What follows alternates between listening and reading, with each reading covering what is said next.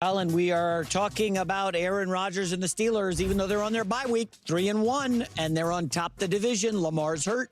Joe Burrow's hurt. Steelers insider Mark, I'm going to butcher his last name, so I won't even say Cavalli, Mark Cavalli. Yeah. Listen, I don't know that I agree with him here. He said Aaron Rodgers has been the most important player on the Steelers. I think he's team MVP. I think he's an A. You couldn't expect anything more from him right now. I mean, forget that those are the tangible things that we can see, but just how he's being able to interact with some of the players, I think is something that none of us were able to foresee. I didn't think he would be that type of a guy. I mean, just look at that Minnesota game, Bob. Was there a happier guy out there? I totally agree. This is where I'm going to agree. This is an organization that has had no feel for offense, regardless of coordinator. It's had no feel for offense. I'm supposed to suddenly now believe after 6 years they can run the football? I like Najee Harris better than the current running backs, and yet they run the ball better now. Why is that? Hold on.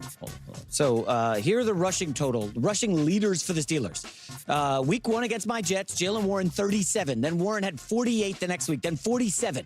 Then Gainwell had 99. So it's not really the running. It's not Aaron Rodgers. It's the field. The MVP is Arthur Smith, the OC. He is calling great stuff, Colin. Let's be real. He was there last year. Yeah, but he's calling better stuff this year. He's adapted and changed. Maybe some of it's Rodgers. You know, if we're being honest, luck is the real MVP for the Steelers. They got lucky that the Jets fumbled that kickoff when the Jets were dominating that game. They got lucky against the Patriots with 5 turnovers. And they got lucky to face Carson Wentz. Here are the quarterbacks. Sorry, one last thing. Steelers have beaten Justin Fields. They lost to Sam Darnold. They beat second-year quarterback Drake May, and they beat Carson Wentz. Well, Drake May's pretty good. He's a second-year quarterback. Come on. They've been lucky, Colin. Come around. Stop giving Rodgers credit. He doesn't deserve it. No, I think sometimes Aaron's done a good job with an offense that struggled for 6 to 7 years and sort of he's great on back shoulder throws. He's had about 6 key back shoulder throws. I know PFF thinks he's a bum, but that's because he's not throwing the ball down the field. Because check down Charlie. He doesn't need to because the defense is stealing the ball. He's winning the field position. I mean, the Minnesota game, instantly. You're 5 minutes in. It's like, all right, they lead. They are creating leads and field position advantages, and Aaron's smart enough to go, I'm going to make a couple big back shoulder throws. I do not need to throw ball down the field. Remember, they lost their left tackle and George Pickens.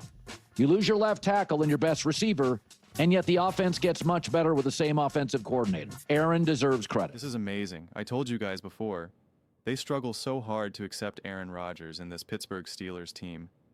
I mean, it's just, that's why I'm smiling the whole time, because I'm like, it's just so funny. It's luck. Aaron Rodgers doesn't deserve credit. Blah, blah, blah. Yeah. And it's the offensive coordinators, author, and Aaron Rodgers, coach. Quarterback duos matter. But before we get into it further, I gotta say something to Pittsburgh Steelers fans, because you guys did something absolutely outrageous. I showed you a video of another video that I then talked to the Steelers fan base and was like, man, this response is crazy. What you guys did again is I just got to show you the clip because it's insane right now. I mean, it's Steelers fans. I don't know if it's because I told you all that I lived in Oakland, that I was there. I lived in Pittsburgh when last time they won the Super Bowl. All that type of stuff, but like it's just absolutely insane. So this is what I posted in a previous video. But before I get too deep into it, I got to thank Pittsburgh Steelers fans. You guys did something that was absolutely awesome. Absolutely incredible. I Steelers videos were getting like no views, like hundreds. And I was just like, this is so frustrating. I want to be able to talk about Pittsburgh Steelers. And so I reached out and I said this deeper. Pittsburgh Steelers fans, I need you to subscribe to this channel, and I need you to watch the full length of the video, as it is the best way to help support the growth of this channel. I'm out here trying to make Pittsburgh Steelers. There's a handful of teams that like I want to be able to more consistently make content, but the views are so hit or miss I've been trying to make Aaron Rodgers and Pittsburgh Steelers videos, and I'll get like 600 views. And again, I want to emphasize it's not a matter of just like, I'm just trying to get all the views I can and do all that. It's like I want to make videos that people want to see, that people want to watch, that people want to discuss. So if I make a Pittsburgh Steelers video and 600 people watch it and there's one comment, well, then it's just like, well, nobody wants to talk about it. So then I'm like, why am I going to make videos about it? So I need you to subscribe. I need you to watch the videos. When you do that, this is what happens. This is what happens. And that way we can ensure that when I make Steelers videos, people actually watch them. We actually have the right conversations. We can continue to make awesome Pittsburgh Steelers content. I got a soft spot for Pittsburgh. Lived in Oakland. Know Pittsburgh very well.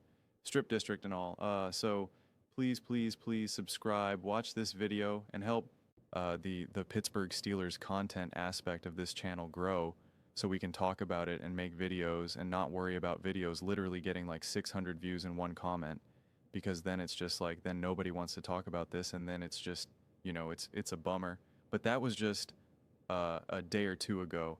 This is how Steelers fans responded to this video, got 15,000 views and 255 new subscribers. This is why I keep telling you, this is the power that you all have. This is the power that you all have. You guys have the ability to make this channel absolutely amazing, to make this a true rooted community. I mean, it's just, I got the chills looking at it. Like, you know, like I've seen this effect a couple times. The Steelers, the Seattle Seahawks, like they're the first fan base that I saw, because like, again, those were a couple of these teams that I'm just like, man, like it's so frustrating. There's just no views here. And it's just like, I want to talk about, I don't want to just keep talking about the Bills and the Ravens and the Chiefs and the Eagles every single day, all day, nonstop. It's like, I want to be able to have the freedom and flexibility to start more conversations, deeper conversations. And it's like, this is what you guys did, and it's absolutely incredible. It's more than I would have ever, you know, than I could, you know, any more than that. And you're just getting gritty. Take half that, take a third of that, you know, truly just trying to avoid making a video that gets 500 views and one comment, because then it's okay. And so that was a video of me discussing a previous video, you know, of a video with the Pittsburgh Steelers fans, and saying like, this is what you guys did. This is insane. And so how did you respond to that video of me discussing the video where I said anymore and you just be getting greedy? This is how Steelers fans responded. Even more views. I mean, even more subscribers. Within the last few days, the Pittsburgh Steelers have just added like an additional like 800 subscribers to this channel. I mean, like I don't even know how to make sense of it. I really don't. That's why I just showed you the video of the video of the video, because I'm just like, it's just wild to me. It's just, I'm telling you, I was trying to make Steelers videos before, and I'm not. You can go back and look, just search the channel Steelers, and you'll just see like there's videos that have, and maybe now there's more views now because maybe people went back and watched them. Probably not though, because usually these videos have a very short shelf life, because obviously people want to talk about what's happening today, but like literally like just hundreds of views, like 1 or 2 comments, if that. And now it's an absolute Steelers party right now. So just, I mean, just crazy. And it's so perfect to be able to say this on a video where they're like, Aaron Rodgers isn't that good with the Steelers.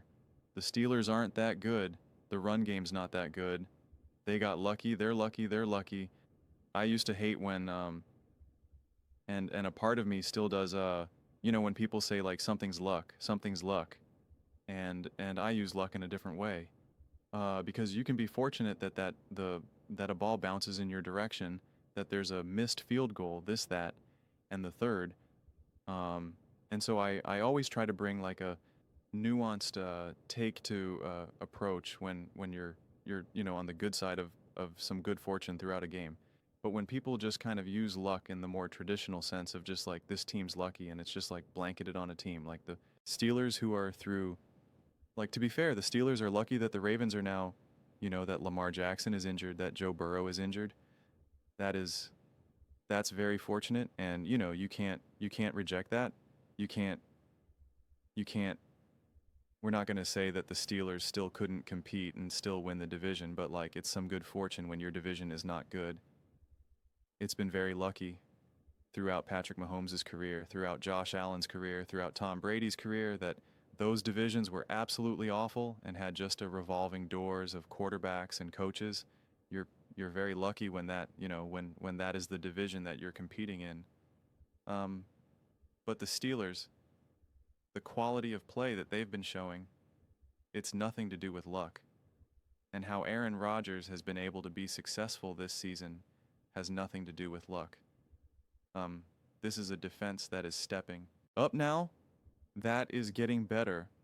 Mike Tomlin having this team ready to play, and a coach, offensive quarterback, an offensive coach, quarterback duo, that a relationship that they are on the same page.